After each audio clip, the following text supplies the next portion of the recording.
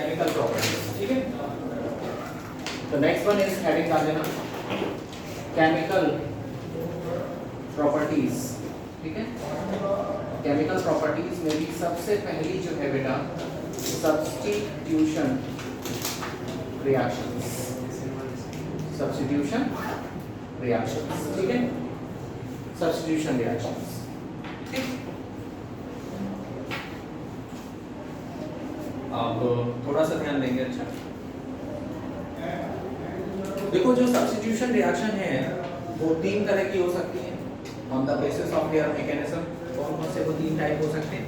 पहला type free radical mechanism, दूसरा type nucleophilic substitution and तीसरा टाइप इलेक्ट्रोफिलिक सब्स्टिट्यूशन। लेकिन जो फ्री रेडिकल सब्स्टिट्यूशन होता है वो तब होता है जब मॉलिक्यूल ऐसा हो नॉन पोलर। नॉन पोलर का मतलब होता है इलेक्ट्रॉन कहाँ होने चाहिए? मिड में, ठीक। तो ज्यादातर फ्री रेडिकल सब्स्टिट्यूशन होता है। उसके बाद जो आपका रिएक्टेंट है वो भी आपका नॉन पोलर होना चाहिए, जो सॉल्वेंट आप डाल रहे हो वो भी नॉन पोलर होना चाहिए, हीट या लाइट की प्रेजेंस में होना चाहिए। अगर ये सारी कंडीशंस फॉलो होती हैं तो मैकेनिज्म होता है फ्री रेडिकल टाइप, ठीक। फ्री रेडिकल जनरेट होते हैं, बॉन्ड का होमोलिसिस होता है और फ्री रेडिकल बनते हैं। लेकिन अगर हम लोग बात करें यहाँ पर तो जो हमारे अल्काइल हैलाइड हैं, मतलब CH3Cl हो गया जैसे, या C2H5Cl हो गया, they are polar in nature. Polar का मतलब हो गया इनमें Cl जो लगा है वो आपका कैसा है? इलेक्ट्रोनेगेटिव। इलेक्ट्रोनेगेटिव है, इसका मतलब वो इलेक्ट्रॉन बॉन्ड के अपनी तरफ खींच लेगा, और जब बॉन्ड के इलेक्ट्रॉन अपनी तरफ खींचेगा तो जाहिर सी बात है प्लस माइनस चार्ज आ जाएंगे। और अगर प्लस माइनस चार्ज आ गए, पोलर हो गया, तो बेटा फ्री रेडिकल मैकेनिज्म तो वहां नहीं होगा। पहली चीज समझ आ गया, फर्स्ट थिंग। दूसरी थिंग, इसका मतलब हुआ कि इसमें से फ्री रेडिकल मैकेनिज्म इसमें नहीं होगा अल्काइल हैलाइड में। दूसरा हो गया, दूसरा कौन सा होता है? एक होता है न्यूक्लियोफिलिक सब्स्टिट्यूशन और एक होता है इलेक्ट्रोफिलिक सब्स्टिट्यूशन, ठीक। ये कब होते हैं? जब आयनिक रिएक्शंस होती हैं, जब आयंस बन जाते हैं, ठीक है। तो इलेक्ट्रोफिलिक सब्स्टिट्यूशन और न्यूक्लियोफिलिक सब्स्टिट्यूशन कब और कहां होते हैं, उसकी पहचान क्या है? तो इलेक्ट्रोफिलिक सब्स्टिट्यूशन हमेशा एरोमेटिक कंपाउंड्स पे होते हैं। एरोमेटिक के मतलब जैसे बेंजीन होगा, वो बेंजीन का डेरिवेटिव, जैसे बेंजीन है और उस पर Cl लगा है, तो उस पे इलेक्ट्रोफिलिक सब्स्टिट्यूशन होगा। क्यों होगा? क्योंकि बेंजीन में 6 कार्बन होते हैं और 6 कार्बन में 3 डबल बॉन्ड होते हैं, मतलब 3 पाई बॉन्ड होते हैं। अब 6 कार्बन पर 3 पाई बॉन्ड है, तो बेटा इलेक्ट्रॉन रिच हो गए, उनके पास इलेक्ट्रॉनों की संख्या कैसी है? बहुत ज्यादा है, इलेक्ट्रॉन बहुत सारे हैं। तो जिसकी वजह से क्या होगा कि वहां पर जो अटैक होगा वो हमेशा इलेक्ट्रोफिलिक होगा, मतलब वो आयंस अटैक करेंगे जो इलेक्ट्रोफाइल्स होते हैं। इलेक्ट्रोफाइल कौन होते हैं? Electron loving. इलेक्ट्रॉन लविंग कौन होंगे? जिन पे कैसा चार्ज होगा? पॉजिटिव। जो पॉजिटिवली चार्ज होंगे वही तो इलेक्ट्रॉन की तरफ अट्रैक्ट होंगे। तो मतलब हुआ कि इलेक्ट्रोफिलिक सब्स्टिट्यूशन हमेशा कहां होता है? ज्यादातर एरोमेटिक कंपाउंड्स पे। तो फिर एलिफेटिक पे कौन सा सब्स्टिट्यूशन हुआ? एक ही बचा, न्यूक्लियोफिलिक। तो अब जो हम पढ़ेंगे बेटा, जो हमारा है अल्काइल हैलाइड, उसमें किस तरह का सब्स्टिट्यूशन होगा? Nucleophilic substitution reaction. तो जो ये सब्स्टिट्यूशन रिएक्शन है वो किस तरह का होगा बेटा? Nucleophilic substitution reaction. न्यूक्लियोफिलिक है ना, सब्स्टिट्यूशन ठीक रिएक्शन। अब न्यूक्लियोफिलिक सब्स्टिट्यूशन रिएक्शन में भी बेटा ये 2 टाइप का होता है। न्यूक्लियोफिलिक सब्स्टिट्यूशन रिएक्शन कहते हैं किसे कहते हैं? जिसमें जो अटैकिंग रिएजेंट होगा वो एक न्यूक्लियोफाइल होगा। न्यूक्लियोफाइल मतलब न्यूक्लियस लविंग, मतलब उस पे कैसा चार्ज होगा? न्यूक्लियस पे प्लस चार्ज होता है, तो मतलब न्यूक्लियोफाइल पे कैसा चार्ज होगा? माइनस चार्ज, ठीक। तो वो न्यूक्लियस लविंग हो जाएगा, क्लियर है? Minus charge. तो जितने भी नेगेटिव चार्ज वाले आयंस होंगे वो सब क्या होते हैं? न्यूक्लियोफाइल। तो न्यूक्लियोफिलिक सब्स्टिट्यूशन रिएक्शन पढ़ेंगे, और इसमें भी ये बेटा 2 टाइप के होते हैं। Nucleophilic substitution are of 2 types. कौन कौन से होंगे? SN1 कहते हैं, और दूसरा होता है बेटा SN2। SN1 and SN2। तो सबसे पहले हम लोग बात करते हैं किसकी? SN1, ठीक है। SN1 इसका मतलब क्या है? इसका पहले नाम जाने। SN1 का नाम क्या है? तो उल्टी तरफ से पढ़ते हैं, याद होगा, है ना। उल्टी तरफ से क्या? यहाँ 1 है, तो 1 का इसका मतलब क्या है? Unimolecular. क्या बोलेंगे इसको? Uni molecular. फिर N का मतलब क्या है? न्यूक्लियोफिलिक। Nucleophilic, nucleophilic. S का मतलब क्या है? सब्स्टिट्यूशन। सब्स्टिट्यूशन और रिएक्शन, ठीक। तो मतलब हम पढ़ेंगे यूनिमॉलिक्यूलर न्यूक्लियोफिलिक सब्स्टिट्यूशन रिएक्शन, ठीक। अब ये रिएक्शन देते कौन से अल्काइल हैलाइड है वो कैसे याद रखेंगे? ठीक है, तो उसका भी याद रखने का एक तरीका है। यहां पर देखो 1 लिखा है, 1 का रिवर्स करो उल्टा, तो बेटा टर्शरी। हमारे पास 3 तरह के कार्बन होते हैं ना, प्राइमरी, सेकेंडरी और टर्शरी। ठीक, तो 1 का उल्टा करोगे तो उल्टा कहां पहुंचेगा, टर्शरी पर। तो जो आपका SN1 रिएक्शन है वो टर्शरी एल्काइल हैलाइड, ठीक है, सबसे ज्यादा प्रेफर करते हैं, उनकी प्रेफरेंस सबसे ज्यादा होगी। मतलब सबसे ज्यादा कौन देगा, टर्शरी एल्काइल हैलाइड। मतलब वो एल्काइल हैलाइड जिसमें हैलोजन ऐसे कार्बन से जुड़ा हो जो 3 कार्बन से अटैच हो। ठीक, दूसरा जो है टर्शरी एल्काइल हैलाइड के बाद फिर उससे कम सेकेंडरी एल्काइल हैलाइड, फिर उससे कम प्राइमरी एल्काइल हैलाइड। मतलब जो प्रेफरेंस लेवल होगा, प्रेफरेंस का सीक्वेंस होगा, वो सबसे ज्यादा कौन प्रेफर करेगा, टर्शरी एल्काइल हैलाइड। अब इसमें ये जो यूनिमॉलिक्यूलर है इसका मतलब क्या है, यूनिमॉलिक्यूलर। यूनिमॉलिक्यूलर का मतलब बेटा क्या होता है, तो यूनिमॉलिक्यूलर का मतलब होता है कि इस रिएक्शन की मैकेनिज्म जब लिखेंगे हम, तो मैकेनिज्म का जो सबसे स्लो स्टेप होगा, सबसे स्लो स्टेप, वो भी पहचान लेंगे। कैसे पहचानेंगे अभी बताएंगे। तो सबसे स्लो स्टेप जो होगा बेटा, अगर उसमें केवल एक ही मॉलिक्यूल हो, एक ही मॉलिक्यूल, देखो कोई भी रिएक्शन होती है उसमें जनरली 2 पार्ट्स होते हैं, एक होता है सबस्ट्रेट जिस पे रिएक्शन होती है, और एक होता है अटैकिंग रिएजेंट जो रिएक्शन करता है आगे। तो आपका जो सबसे स्लो स्टेप होगा उसमें कौन होना चाहिए, केवल और केवल सबस्ट्रेट, अटैकिंग रिएजेंट नहीं होगा। तो अगर किसी रिएक्शन के मैकेनिज्म में जो सबसे स्लो स्टेप होगा उसमें केवल एक ही मॉलिक्यूल प्रेजेंट हो, दैट इज सबस्ट्रेट, तो बेटा इस तरह की रिएक्शंस क्या कहलाती हैं, यूनिमॉलिक्यूलर टाइप। ठीक है, यूनिमॉलिक्यूलर। अब जो सबस्ट्रेट है बेटा, जो सॉरी स्लोएस्ट स्टेप है बेटा किसी रिएक्शन का, उसके और भी नाम होते हैं। जो स्लोएस्ट स्टेप होता है that is also known as elementary step of the reaction. क्या नाम होता है इसका, elementary step of the reaction. और दूसरा नाम इसका एक और होता है रेट डिटरमाइनिंग स्टेप। क्या कहते हैं उसको, रेट डिटरमाइनिंग स्टेप। रेट मतलब होता है स्पीड। तो किसी भी रिएक्शन का रेट हम लोग डिसाइड कर सकते हैं उसकी कौन सी रिएक्शन से, सबसे स्लो वाले स्टेप से।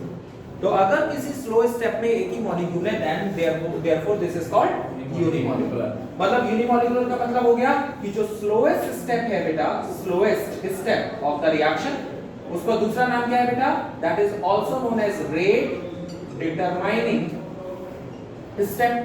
उसको रेट डिटरमाइनिंग स्टेप भी बोलते हैं। ठीक है, ओके, माइनिंग है ना, NING, हां, रेट डिटरमाइनिंग स्टेप। और दूसरा आपका इसका और एक कारण क्या नाम है बेटा, that is also known as elementary step. ठीक है, एलिमेंट्री स्टेप करके भी बोलते हैं। तो अगर इसमें केवल कितना मॉलिक्यूल है, सिंगल मॉलिक्यूल। सिंगल मॉलिक्यूल का मतलब, या सिंगल मोल कह लो, मॉलिक्यूल कह लो, सिंगल मॉलिक्यूल का मतलब क्या होता है यहाँ पर बेटा, कि केवल और केवल कौन हो, सबस्ट्रेट। तो इस तरह की रिएक्शंस क्या कहलाती हैं, यूनिमॉलिक्यूलर रिएक्शंस। ठीक, अब देता कौन है, सबसे पहले मैंने आपको बताया कौन देता है, tertiary alkyl halide. Tertiary alkyl halide कैसे लिख सकते हैं, तो देखो CH3 का होल थ्राइस, ये 3 कार्बन जुड़े हैं किसी एक कार्बन से, और उस पर कौन लगा है बेटा, हैलोजन, जैसे Br। और जब इसका रिएक्शन कराएंगे किसके साथ, एक्वस KOH के साथ, एक्वस KOH के साथ, तो इसका K इसके Br को यहां से निकाल लेता है, और ये OH यहां पर जाकर अटैच हो जाता है, तो बनेगा CH3 का होल थ्राइस C। ठीक है, C, और इस पर क्या लगा है, OH, और प्लस क्या निकल गया, KBr। समझ आया। अब इस Br को कौन रिप्लेस कर रहा है बेटा यहाँ से, OH, और OH पे कैसा चार्ज होता है, नेगेटिव। नेगेटिव है इसलिए कौन हो गया वो, न्यूक्लियोफाइल। तो this one is called nucleophilic substitution reaction. ठीक है, क्योंकि न्यूक्लियोफाइल उसको क्या कर रहा है, Br को यहाँ से रिप्लेस कर रहा है। ठीक है, चलो लिख लो जल्दी से, फिर इसकी मैकेनिज्म समझते हैं। समझो, रिएक्शन लिख ही रहने देते हैं, अब समझते हैं इसकी मैकेनिज्म कैसे होती है। Next one is mechanism. ठीक है, देखो कैसे होगी, ध्यान से सुनना सभी। अच्छा, पहला स्टेप होगा, फर्स्ट स्टेप, कि जो आपका ये है अटैकिंग रिएजेंट KOH। ठीक है, ये ब्रेक होगा कैसे, K plus and OH minus, Br नहीं है बेटा, है ना, KOH is K plus and OH minus, break हो गया। सेकंड स्टेप क्या होगा बेटा, ध्यान से सुनिएगा सभी। ये कार्बन है, इस पर ये लगा है CH3, यहाँ लगा है बेटा CH3, यहाँ पर लगा है CH3, क्योंकि ये टेट्राहेड्रल स्ट्रक्चर होता है, तो we will write in this way. ठीक, ये टेट्राहेड्रल टाइप का हो गया स्ट्रक्चर, Br लगा है। अब ध्यान देना सभी लोग, ठीक है, कि मान लो सपोज दैट कि यहाँ पर ये OH इस पर अटैक करने आया, दिस इज न्यूक्लियोफाइल, ये हमारा कौन है? न्यूक्लियोफाइल। न्यूक्लियोफाइल और न्यूक्लियोफिलिक सब्स्टिट्यूशन रिएक्शन पढ़ रहे हैं। तो मान लो यहाँ पर ये OH अटैक करने आया, ठीक है, तो OH अटैक कर क्यों नहीं कर पा रहा है समझो। जो C है उस पे 3-3 हाइड्रोजन लगे हैं लाइक दिस, ठीक, तो ये हाइड्रोजन है बेटा, ये कार्बन है, इसने यहाँ इतना स्पेस ऑक्यूपाई कर रखा होगा, इसने ऑक्यूपाई कर रखा होगा, इसने ऑक्यूपाई कर रखा होगा। Br तो अपने आप में बड़े साइज में होता ही है, क्योंकि F chlorine fluorine fluorine chlorine bromine, तो ब्रोमीन का साइज क्लोरीन से भी बड़ा होगा। फिर दूसरा ये इलेक्ट्रोनेगेटिव है, तो नेगेटिव नेगेटिव वैसे भी सामने नहीं आएंगे, ठीक है।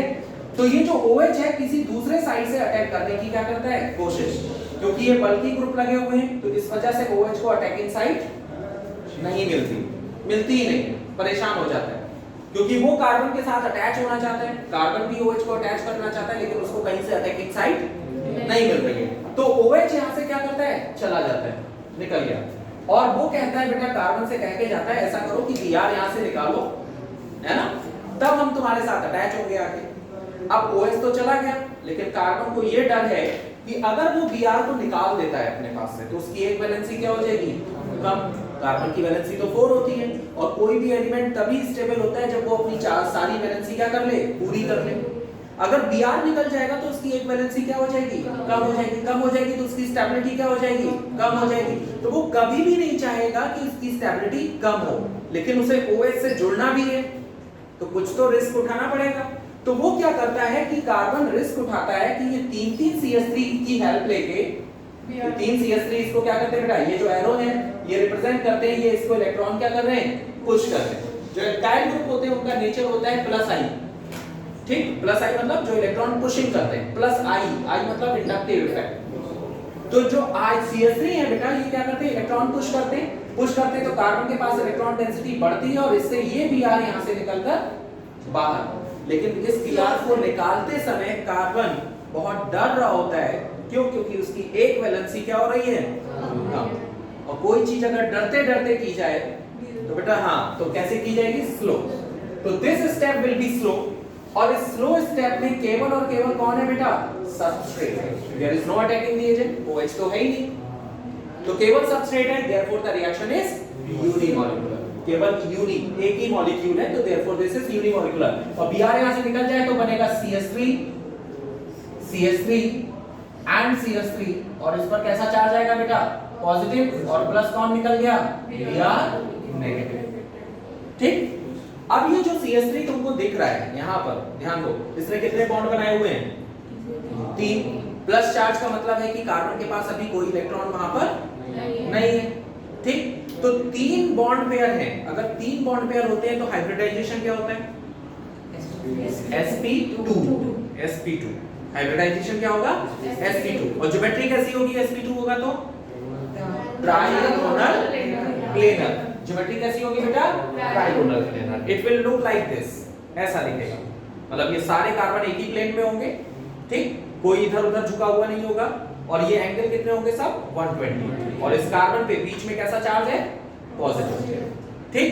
अब अगर OH अटैक करने आएगा, OH, ठीक, तो OH can attack from this side, क्योंकि ये भी एक सेम साइड है। It can attack from this side, दोनों तरफ से, यानी सामने से भी अटैक कर सकता है और पीछे की तरफ से भी अटैक कर सकता है। मतलब हुआ कि थर्ड स्टेप में बेटा ये जो कार्बन है जिस पर कैसा चार्ज है? Positive. This has positive charge है। अब इस पर कौन आ रहा है बेटा? OH negative. तो OH can attack from front side, OH can attack from back side, मतलब यहां से भी अटैक हो सकता है और यहां से भी अटैक हो सकता है, दोनों तरफ से, क्योंकि ट्राइगोनल प्लेनर स्ट्रक्चर है, ठीक। तो इधर भी जगह खाली है, इधर भी जगह खाली है, तो ही कैन अटैक, मतलब जो आपका OH है, न्यूक्लियोफाइल जो है, that can attack from this side and this side, दोनों तरफ से। तो बेटा जब दोनों तरफ से अटैक करेगा तो दो तरह के प्रोडक्ट हमको मिलेंगे। कैसे? कि CH3 बेटा, और CH3 यहां पर या तो Br लगा होगा इधर, सॉरी OH लगा होगा इधर, और या फिर C, यहां पर CH3 बेटा, यहां CH3 और इधर CH3, और OH किधर लगा होगा? इधर। तो मतलब 50-50% चांसेस हैं कि आपका OH लेफ्ट लगा होगा या राइट लगा होगा। और अगर मान लो 50-50% दोनों बन जाए दोनों का 50-50% मिक्सचर बन जाए तो that mixture is known as racemic mixture.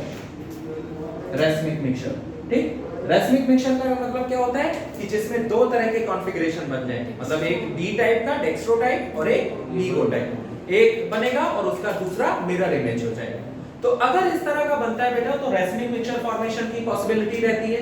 तो अगर ये क्वेश्चन आता है बोर्ड में कि SN1 और SN2 कौन सी रिएक्शन ऐसी है जिसमें रेसमिक मिक्सचर फॉर्मेशन रहता है? SN1, ठीक। SN1 में जो कार्बोकैटायन होता है उसका हाइब्रिडाइजेशन क्या रहता है?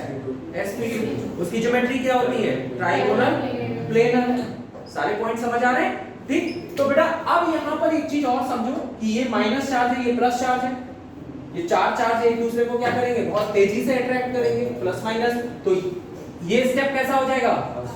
फास्ट। समझ आ गया? ये कैसा स्टेप हो जाएगा हमारा? Fast. And the fourth step, जो हमारा फोर्थ वाला स्टेप होगा बेटा, अब देखो कौन कौन बचा रह गया। यहाँ पोटेशियम बचा रह गया, यहाँ से जो Br निकला वो हो गया। तो बेटा K प्लस और Br माइनस मिलकर क्या बना लेंगे? KBr। हमारा एक प्रोडक्ट ये हो गया KBr और दूसरा प्रोडक्ट हमारा ये हो गया यहाँ टर्शरी अल्कोहल। ठीक है, समझ में आया? तो बेटा ये जिस रिएक्शन में हमें कुछ पॉइंट्स याद रखने हैं कि रेसमिक मिक्सचर कहां बनता है, स्लोएस्ट स्टेप में एक ही मॉलिक्यूल कैसे होता है, और अच्छा इसका एक और रीजन है जिसकी वजह से हम इसको एक्सप्लेन करते हैं, जिसको एक्सप्लेन कर सकते हैं कैसे कि ये जो कार्बन है इस पे पॉजिटिव चार्ज है, ठीक। ये सारे एलिमेंट इसको इलेक्ट्रॉन क्या कर रहे हैं? प्रोवाइड कर रहे हैं। ये तीनों CH3 इसको इलेक्ट्रॉन पुश कर रहे हैं। तो कार्बन पे जो पॉजिटिव चार्ज है वो क्या हो जाएगा? कम हो जाएगा। जब पॉजिटिव चार्ज कम हो जाएगा बेटा तो कार्बोकैटायन की स्टेबिलिटी बढ़ जाएगी। हमेशा किसी भी आयन पर जितना ज्यादा चार्ज होगा उसकी स्टेबिलिटी उतनी ही कम होती है। तो अगर पॉजिटिव चार्ज को रिड्यूस करने में CH3 हेल्प कर रहे हैं तो कार्बोकैटायन कैसा हो जाएगा? स्टेबल। तो एक आंसर ये क्वेश्चन पूछा जाए कि टर्शियरी अल्काइल हैलाइड जो होते हैं वो बेटा SN1 रिएक्शन क्यों प्रीफर करते हैं? क्यों? रीजन। तो बेटा रीजन ये थोड़ी लिखोगे कि OH भाग के आता है और अटैक करता है, होता ही नहीं है, फिर हम ये सब तो ये कहानी सुनाने के लिए सीधा आंसर लिखेंगे बिकॉज इन SN1 रिएक्शन जो टर्शियरी कार्बोकैटायन बनता है दैट इज मोर स्टेबल, है ना, due two plus I effect. तो प्लस आई इफेक्ट की वजह से यानी CH3 का जो प्लस आई इफेक्ट है उसकी वजह से जो टर्शियरी कार्बोकैटायन है वो कैसा रहता है? ज्यादा स्टेबल। कार्बोकैटायन की स्टेबिलिटी ज्यादा होती है, इसीलिए वो किस रिएक्शन को प्रीफर करता है? SN1 को। तो एक पॉइंट दिमाग में बैठा लो, क्या चीज? कि जहां कार्बोकैटायन स्टेबल होगा वहां कौन सी रिएक्शन होगी? SN1। जहां हेलोजन आसानी से निकल जाएगा वहां कौन सी रिएक्शन होगी? SN1। जहां हेलोजन इजीली रिलीज हो जाए, जहां कार्बोकैटायन ज्यादा स्टेबल हो, वो कौन सी रिएक्शन को प्रीफर करेंगे? SN1 रिएक्शन को प्रीफर करेंगे। समझ आया?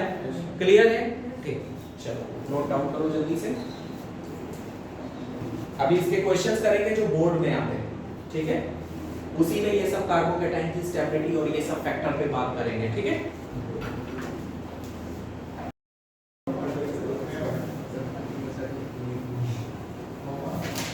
तो नेक्स्ट है बेटा SN1 रिएक्शन, ठीक है? अब ध्यान दो, सॉरी SN2 रिएक्शन। अगला क्या है हमारा? SN2 reaction. अब इसको ध्यान दो। तो जैसे कि नाम से ही पता चल रहा है, पहले इसको हटा देते हैं। नाम से ही पता चल रहा है 2 क्या है, मतलब 2 स्टैंड फॉर बाइमॉलिक्यूलर, ठीक है? N स्टैंड फॉर न्यूक्लियोफिलिक, ठीक, nucleophilic. S stand for substitution, है ना, और रिएक्शन। तो बाइमॉलिक्यूलर न्यूक्लियोफिलिक सब्स्टिट्यूशन रिएक्शन। अब ध्यान देना, इसको याद रखने का तरीका कौन देता है? देखो 2 है, 2 का उल्टा करो, प्राइमरी। उल्टा हो जाएगा प्राइमरी। तो प्राइमरी अल्काइल हैलाइड जो होते हैं वो सबसे ज्यादा इसको प्रीफर करते हैं बेटा, सबसे ज्यादा इसको प्रीफर करेंगे, देन सेकेंडरी और देन टर्शियरी, ठीक। सबसे कम प्रीफर कौन करेगा? Tertiary alkyl halide. तो सबसे ज्यादा कौन करते हैं? Primary alkyl halide. प्राइमरी कह लो या सुपर प्राइमरी कह लो, कुछ भी कह लो। सुपर प्राइमरी का मतलब याद है ना कि जिस पर हेलोजन लगा हो वो किसी कार्बन से अटैच ना हो। जिस कार्बन पे हेलोजन लगा हो वो किसी से अटैच ना हो तो सुपर प्राइमरी। एक से अटैच हो तो प्राइमरी, 2 से अटैच हो तो सेकेंडरी, 3 से अटैच हो तो टर्शियरी। तो चलो हम एक सुपर प्राइमरी कार्बन बना लेते हैं। ये कार्बन है बेटा, इस पर ये लगा है हाइड्रोजन, यहाँ लगा है हाइड्रोजन, या इसको ऐसे सीधे लिख लेते हैं। ये मान लो CH3 है और इस पर क्या लगा है Br, ठीक, CH3 Br, super primary carbon हो गया ये। अब इसमें अगर हम रिएक्शन करा देते हैं किसके साथ, KOH, कैसा KOH, aqueous, aqueous KOH substitution reaction देता है, और अल्कोहलिक KOH एलिमिनेशन रिएक्शन देता है, ठीक। एक्वस KOH लगा दिया, इसका K, इसका Br करके बेटा यहाँ निकल गया, और प्लस क्या बन गया, देखो यहाँ पर इसका OH यहाँ अटैच हो गया, क्या बन गया, CH3OH, ठीक, सिंपल। लेकिन यहाँ तो हमें पता ही नहीं चल रहा है वो क्या रहा है, इन्वर्जन, रिटेंशन क्या हो रहा है, ठीक है। अच्छा, जो पीछे हमने एक चीज और बनाई थी अभी इससे पहले, उसमें ध्यान दो, एक में OH उसी साइड में लग जा रहा है जिधर Br लगा था, तो अगर उसी में लग जाता है, उसी साइड में लग जाता है, तो कहते हैं रिटेंशन, रिटेन हो गई, कोई चीज दोबारा से रिटेन हो गई वैसी। और OH अगर उल्टी साइड लगता है तो दैट इज कॉल्ड इन्वर्जन। तो ये भी एक क्वेश्चन बन सकता है कि कौन सी रिएक्शन है SN1 और SN2 में कि जिसमें इन्वर्जन और रिटेंशन दोनों होते हैं, तो SN1, ठीक है, समझ आ गया। नेक्स्ट वन इज, यहां ध्यान दो, अब इसकी मैकेनिज्म को समझें। तो देखो मैकेनिज्म क्या होती है बेटा, पहला स्टेप वैसे ही होगा कि जो सबसे पहले अटैकिंग रिएजेंट है बेटा वो ब्रेक होगा, कैसे, K plus and OH minus. Second step में क्या होगा कि जो आपका ये है अल्काइल हैलाइड, क्योंकि कार्बन कैसा होता है बेटा, टेट्राहेड्रल, तो पहले टेट्राहेड्रल स्ट्रक्चर बना लो Br, और इस पर अटैक अब किसका करा दें, OH का। अब क्योंकि OH को अटैकिंग साइट मिल रही है, अब ये जो हाइड्रोजन है they are very small small, छोटे छोटे बच्चे जैसे, छोटे छोटे एटम्स हैं, और इनमें प्लस आई इफेक्ट जैसी कोई चीज होती नहीं। तो बेटा ये छोटे बच्चे हैं, तो ये बेटा ये कार्बन की क्या मदद करेंगे, कैसे इलेक्ट्रॉन पुश करेंगे, तो कोई इलेक्ट्रॉन पुश कर नहीं सकते, कार्बोकैटायन स्टेबल होगा नहीं, तो कार्बन बेचारा डरते डरते उस Br को जो निकालने की कोशिश उसने पिछली बार कर ली थी 3 CH3 की वजह से, वो इस बार नहीं कर पाएगा। और जो OH है वो सामने से अटैक कर नहीं सकता, क्यों नहीं कर सकता, क्योंकि Br इलेक्ट्रोनेगेटिव है, OH भी इलेक्ट्रोनेगेटिव है, दोनों के बीच में क्या हो जाएगा, झगड़ा, तो मुझे निकलवाने की कोशिश कर रहे हो वहां से, ठीक। तो झगड़ा ना हो इसलिए OH पीछे से आता है और कार्बन के कान भरना शुरू कर देता है, ऐसा करो मैं आ रहा हूं, मैं जुड़ रहा हूं तुमसे, और तुम यहां से Br को निकालो, तुम्हारी वैलेंसी नहीं खत्म होने देंगे, तुम 4 वैलेंसी वाले थे, तुम 4 वैलेंसी वाले बने रहो, Br को निकाल दोगे मैं जुड़ जाऊंगा तुरंत, क्योंकि पीछे से जगह भी खाली मिल रही। तो ऐसे में बेटा अगला स्टेप क्या होता है, कार्बन फिर भी भरोसा नहीं करता, तो बेटा ध्यान देना है, ये स्टेप कैसा हो जाता है, स्लो, है ना, ये धीरे धीरे इस पे अटैक करता है, कार्बन Br को धीरे धीरे यहां से बाहर करता है। ये 20% इससे जुड़ा तो इसने 20% इसको बाहर कर दिया, ये 50% इससे जुड़ा तो इसको 50% बाहर कर दिया, ये 100% इससे जुड़ा तो इसको 100% बाहर कर दिया। तो धीरे धीरे ये प्रोसेस होता है बेटा, जैसे जैसे OH इसके साथ अटैच होते हैं वैसे वैसे ये Br को क्या करना शुरू कर देता है, बाहर। तो ये कैसा स्टेप होता है, स्लो, और स्लो में कितने मॉलिक्यूल हैं, सबस्ट्रेट और अटैकिंग रिएजेंट, अटैकिंग रिएजेंट दो हैं, therefore the reaction is bimolecular. Elementary step हो गया ना ये, स्लो स्टेप। तो अगले स्टेप में क्या होगा कि यहाँ है C, यहाँ लगा है H, यहाँ लगा है H बेटा, यहाँ लगा है H, ध्यान देना, ये जो OH है बेटा वो धीरे धीरे इससे क्या हो रहा है, जुड़ रहा है, और जैसे ही कार्बन को बिलीव हो रहा है कि OH उसके साथ अटैच हो रहा है, वो धीरे धीरे यहाँ से Br को क्या करना शुरू कर देता है, निकालना। अब ये जो स्टेप आपको दिख रहा है इसमें देखो कार्बन की वैलेंसी कितनी दिख रही है आपको, 5। कार्बन तो 5 वैलेंसी होती नहीं, वो तो 4 ही बनाता है, तो 5 वैलेंसी वाला कार्बन कैसा हो जाएगा, अनस्टेबल। तो ये कैसा होता है, अनस्टेबल, हाईली अनस्टेबल, ठीक। और इस स्टेट को बोलते हैं बेटा transition state. This is called transition state, मतलब रिएक्टेंट और प्रोडक्ट के बीच का स्टेट, ट्रांजिशन स्टेट। और यहां से बेटा ये रिएक्शन हो जाती है फास्ट, जैसे ही कार्बन की वैलेंसी 5 होती है, कार्बन कहता है अरे ये क्या है, ये तो 5 बॉन्ड बन गए, किसी एक को बाहर निकालो, तो किसको बाहर निकालेगा, Br, फट से Br को बाहर निकाला, ये बन गया C, यहाँ H, यहाँ लग गया आपका OH बेटा, इधर H लगा है, इधर H लगा है, तो देखोगे जिधर Br लगा था उसके अपोजिट डायरेक्शन में OH लगा, अपोजिट लगा, तो इसमें क्या हो रहा है, केवल इन्वर्जन। क्या हो रहा है बेटा, इन्वर्जन हो रहा है, रिटेंशन नहीं हो रहा है इसमें। रिटेंशन किसमें हो रहा है, SN1 में। यहाँ रिटेंशन नहीं हो रहा, यहाँ रेसमिक मिक्सचर नहीं बन रहा, ठीक, तो ये जो इन्वर्जन है that was discovered by that was search by मतलब जिन्होंने सबसे पहले इस टर्म का यूज किया तो वो थे वॉल्टन। ठीक है, तो therefore this is known as Walden inversion, इसको कहा जाता है। This one is also known as Walden inversion. And the third step जो आता है, अब कौन कौन बचा, यहां से OH और कौन निकला, यहां से बेटा ये Br माइनस Br, ठीक है, Br निकल गया। तो बेटा ये जो Br निकला तो K प्लस के साथ ये जुड़कर क्या बना लेगा, ABr। आ गया समझ में सभी को। अच्छा यहां कार्बोकैटायन बनता ही नहीं, कार्बोकैटायन बन रहा है नहीं बन रहा है, ठीक। अच्छा इसमें ये जो कार्बन दिख रहा है इसका हाइब्रिडाइजेशन बता सकते हो, ये जो कार्बन दिख रहा है कितने बॉन्ड है इसके, 5 है, तो क्या हाइब्रिडाइजेशन होगा, sp3d। तो इसका हाइब्रिडाइजेशन होगा sp3d, और sp3d की ज्योमेट्री क्या होती है, ट्राइगोनल बाइपिरामिडल। तो this one is look like trigonal, ये देखो ट्राइगोनल जैसा दिख रहा है, एक पिरामिड ऊपर की तरफ एक पिरामिड नीचे की तरफ, तो it looks like trigonal bipyramidal. Clear, देखो हाइब्रिडाइजेशन क्या हो जाएगा, sp3d, ठीक। और SN1 में क्या हाइब्रिडाइजेशन था, sp2, ठीक है, ट्राइगोनल प्लेन।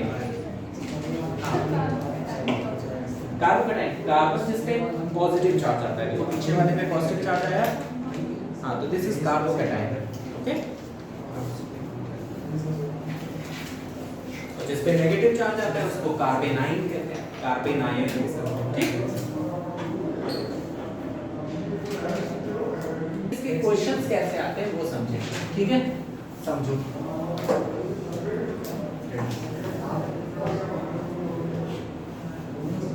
पहला यहाँ पे फर्स्ट क्वेश्चंस, ठीक है।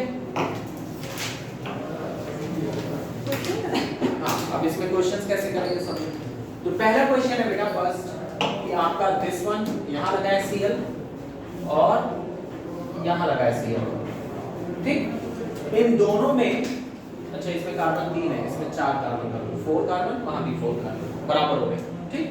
अब इन दोनों में अगर ये पूछा जाए बेटा इन दोनों में कौन है ना, which one, हाँ which one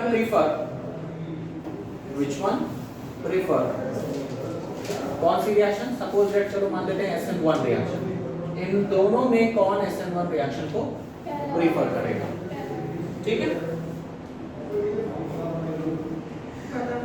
ध्यान SN1 है ना, SN1 है, तो अभी मैंने आपको बताया कि अगर SN1 होगा तो कौन प्रीफर करता है सबसे ज्यादा, उससे कम सेकेंडरी, उससे कम प्राइमरी। अब दोनों में देखो ये जिस कार्बन पे Cl लगा है वो एक कार्बन से जुड़ा है तो दिस वन इज प्राइमरी, जिस कार्बन से Cl जुड़ा है वो 2 कार्बन से जुड़ा है, दिस वन इज सेकेंडरी। तो देखो कौन प्रीफर करेगा, सिंपल सेकेंडरी, ठीक। हाँ तो लिखेंगे आंसर क्या हो जाएगा बेटा कि आपका ये वाला जो Cl है दिस वन विल प्रीफर, है ना, प्रीफर कौन सी रिएक्शन, SN1 रिएक्शन। अगर रीजन लिखें तो जो सेकेंडरी कार्बोकैटायन होगा, carbocation will be more stable, है ना, मोर स्टेबल देन किससे, प्राइमरी कार्बोकैटायन। पहले वाले में प्राइमरी कार्बोकैटायन बनेगा, दूसरे में सेकेंडरी बनेगा, तो सेकेंडरी ज्यादा स्टेबल होगा प्राइमरी से, कार्बोकैटायन। अगर रीजन पूछा जाए तो ये रीजन होगा, ठीक है, ये रीजन है इसका। अच्छा आंसर क्या होगा, ये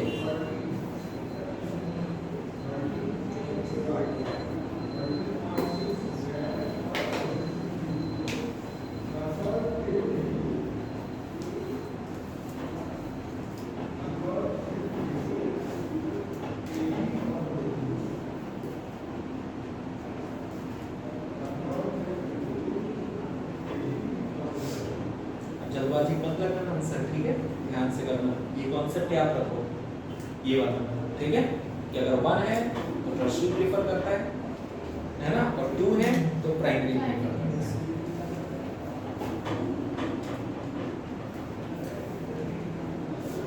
दूसरा क्वेश्चन पता है, देखो सेकंड आप थोड़ा चेंज कर, हाँ ये हटा दे क्वेश्चन यहाँ तक, हाँ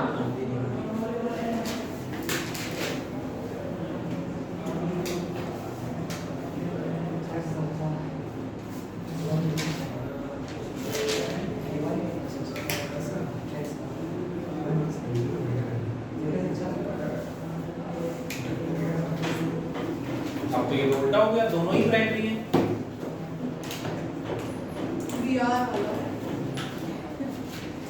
है ना?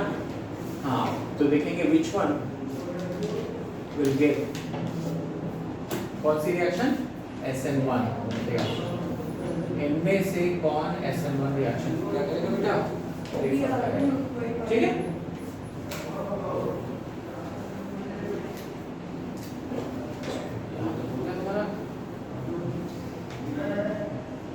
तो अगले क्वेश्चन में देखो क्या है, ध्यान से सुनो कि ये आपका जो आपको दिख रहा है जिस पे कार्बन पे क्या लगा है, Cl लगा है, वो एक ही कार्बन से जुड़ा है, तो this one is also primary, this one is primary. और जिस पर Br लगा है उस पर बेटा वो भी एक कार्बन से जुड़ा है, तो this one is also primary. ठीक, अब दोनों ही प्राइमरी है तो बेटा वो वाला कांसेप्ट तो नहीं चलेगा जो अभी हम लोग पढ़ रहे थे। जाहिर सी बात है कि दोनों ही एक जैसे हो गए प्राइमरी, तो फिर क्या कांसेप्ट चलेगा, तो कांसेप्ट चलेगा बेटा अब इसमें दोनों में कंपेयर करो। देखो अभी जो हम लोग दोनों रिएक्शंस पढ़ चुके हैं SN1 और SN2, कहां पर Br पहले निकल जा रहा है, ध्यान से देखो कहां Br पहले निकल जा रहा है, SN1 में। SN1 में Br पहले निकल जा रहा है और SN2 में Br तब निकल रहा है बेटा जब OH अटैक कर रहा है। मतलब हुआ कि जहां हैलोजन ज्यादा आसानी से रिलीज हो जाएगा, इजीली निकल जाएगा, मतलब जितना अच्छा वो लीविंग होगा, लीविंग मतलब छोड़ के चला जाए, निकल जाए बेटा, वहां कौन सी रिएक्शन होगी, SN1। और कोई भी लीविंग ग्रुप किस पे डिपेंड करता है, बॉन्ड लेंथ क्या है। कार्बन और Cl के बीच की बॉन्ड लेंथ कैसी होगी, छोटी, क्योंकि Cl एटम छोटा होता है, तो बॉन्ड लेंथ कैसी होगी, स्मॉल। Br एटम कैसा होता है, बड़ा होता है, तो बॉन्ड लेंथ कैसी हो जाएगी, ज्यादा। तो कौन सा बॉन्ड आसानी से टूट जाएगा, Br वाला। जहां हैलोजन ज्यादा आसानी से निकल जाएगा वो कौन सी रिएक्शन प्रीफर करेगा, SN1। समझ आया, better leaving group SN1 reaction.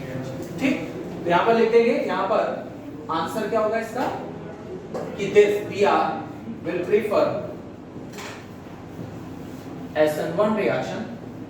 ठीक है, क्यों, रीजन क्या है बेटा, बेटर लीविंग ग्रुप। ठीक, Cl से ज्यादा अच्छा लीविंग ग्रुप है, ज्यादा अच्छा टूट जाता है ना, या बॉन्ड लेंथ ज्यादा होती है, बोल सकते हैं बॉन्ड लेंथ ज्यादा है इसलिए बॉन्ड जल्दी ब्रेक हो जाता है। ठीक, चलो एक और, अब दोनों हैलोजन भी सेम कर दें और दोनों कार्बन भी प्राइमरी कर दें, देखें क्यों नहीं होगा, अभी देख लो सब चेंज होगा। समझ गए ना किसको SN1 किसको SN2 लगाना है, हाँ ध्यान दो। तो नेक्स्ट क्वेश्चन इज, बेटा तुम समझ रही हो ना, क्लियर है, सुनते रहना, लिखने के चक्कर में सुनना नहीं, हाँ तब सही है। अगला क्वेश्चन है बेटा, नेक्स्ट क्वेश्चन है, देखो ध्यान दो,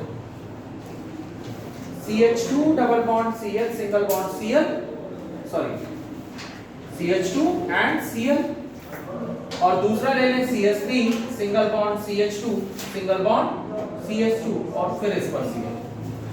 अब देखो जिस कार्बन से हैलोजन जुड़ा है दैट इज, वो भी एक कार्बन से जुड़ा है तो प्राइमरी, जिस कार्बन से हैलोजन जुड़ा है वो एक कार्बन से जुड़ा है तो this one is also primary, both are primary, दोनों प्राइमरी हैं। अब इनमें पूछा जाए which one will give SN1 reaction, easily reaction second वाला जो कि पहले की बॉन्ड लेंथ कम होती है, सेकंड वाला क्योंकि हाइब्रिडाइजेशन नहीं, सिंगल बॉन्ड है, सिंगल बॉन्ड की लेंथ, सिंगल बॉन्ड की लेंथ डबल बॉन्ड से ज्यादा होती है। सेकंड कॉन्सेप्ट लगा लो, पहला वाला, पहला दूसरा पहला, कितने लोग पहले के साथ में, 3 लोग, पहला वाला जब फोर्स लगाएगा फर्स्ट के साथ, सेकंड के साथ कौन है, एक 5 लोग, ज्यादा वोट है यार सेकंड के साथ, है ना। चलो, तो जितना ज्यादा वोट है आप किसके साथ जाना चाहेंगे, ऑडियंस पोल के साथ, आप बताइए, आप लोग ऑडियंस पोल के साथ जाना चाहेंगे, किसके साथ, सर ऐसे में वो पीछे से भी कर सकता है, क्योंकि सर पहले वाले में वो ज्यादा फोर्स लगाया ना, डबल बॉन्ड है तो वो नहीं, यहाँ फैक्टर देखेंगे बेटा कार्बोकैटायन की स्टेबिलिटी, कार्बोकैटायन की स्टेबिलिटी, समझो ध्यान दो। इंडक्टिव इफेक्ट से ज्यादा इफेक्टिव होता है रेजोनेंस, आपको याद है ना, इंडक्टिव पे डोमिनेट करता है कौन सा इफेक्ट, रेजोनेंस इफेक्ट। देखो ध्यान दो, अगर यहाँ से Cl निकलेगा तो ये बनेगा कार्बोकैटायन, यहाँ इंडक्टिव इफेक्ट लग रहा है, कार्बोकैटायन स्टेबलाइज होगा, ठीक है। लेकिन यहाँ पर अगर ये Cl निकलेगा तो इस पे पॉजिटिव चार्ज आएगा, जब पॉजिटिव आएगा तो ये बॉन्ड उठकर यहाँ आ जाएगा, जब यहाँ आएगा तो पॉजिटिव इधर आ जाएगा, यहाँ रेजोनेंस होगा। यहाँ क्या हो रहा है? रेजोनेंस हो रहा है। यहाँ कौन सा इफेक्ट लग रहा है? Inductive effect. ठीक, तो कौन सा इफेक्ट ज्यादा डोमिनेटिंग होता है? रेजोनेंस। अगर रेजोनेंस है तो बेटा इसका कार्बोकैटायन ज्यादा स्टेबल होगा, इसका कार्बोकैटायन ज्यादा स्टेबल होगा। अब पीछे जो मैंने एक पॉइंट बोला था, अगर कार्बोकैटायन की स्टेबिलिटी बढ़ती है तो कौन सी रिएक्शन होती है? SN1। टर्शियरी कार्बोकैटायन ज्यादा स्टेबल होता है ना, अभी पीछे पढ़े थे। तो अगर कार्बोकैटायन की स्टेबिलिटी बढ़ेगी तो बेटा ये SN1 को क्या करेगा? प्रेफर। तो आंसर होगा हमारा कि this CH2 double bond CH single bond CH2 और Cl विल प्रेफर, ठीक है, कौन सी reaction? SN1 reaction, because its carbocation will be more stable due to किसकी वजह से? ड्यू टू रेजोनेंस की वजह से उसका कार्बोकैटायन ज्यादा स्टेबल होगा, इसलिए वो किसको प्रेफर करेगा? SN1 को प्रेफर करेगा। क्लियर है शिजान? तो जो 5 लोग गए थे वोट लेने वो गड़बड़ हो गए। ध्यान दो, क्वेश्चन है, जो भंडारा करवाया था इसने मोमोज का, याद है? देखो देखो ध्यान दो कि ये आपका बेंजीन रिंग है बेटा, यहाँ लगा है CH2 और इस पे क्या लगा है बेटा? Cl। और ये आपका Cl C है, इस पे Cl लगा है, यहाँ लगा है CH3, this one is CH3 और this one is also CH3। आप समझ गए होंगे। देखो ये टर्शियरी कार्बोकैटायन है, ये आपका बेंजाइल क्लोराइड है, बेंजाइल क्लोराइड है या नहीं है? ठीक, जब ये टूटेगा तो ये कार्बोकैटायन बनेगा, जब ये टूटेगा तो ये कार्बोकैटायन बनेगा, दोनों में ही कार्बोकैटायन बन रहा है। यहाँ पर 3 ग्रुप प्लस आई इफेक्ट दे रहे हैं, लेकिन यहाँ पर ये क्या शुरू हो जाएगा? रेजोनेंस हो जाएगा। तो अभी आपको बताया ही, जहाँ रेजोनेंस ज्यादा होगा सिंपल है कि वो क्या करेगा बेटा? SN1 को प्रेफर करेगा। तो दिस वन प्रेफर एरोमेटिक जो होगा बेटा, एरोमेटिक वाला है ना, बेंजाइल क्लोराइड, ऐसे कर लो, आंसर लिखो, आंसर लिखो कि बेंजाइल क्लोराइड, ठीक है, विल प्रेफर SN1 रिएक्शन, ठीक है। क्यों होगा? क्योंकि वो रेजोनेंस स्टेबलाइज्ड कार्बोकैटायन,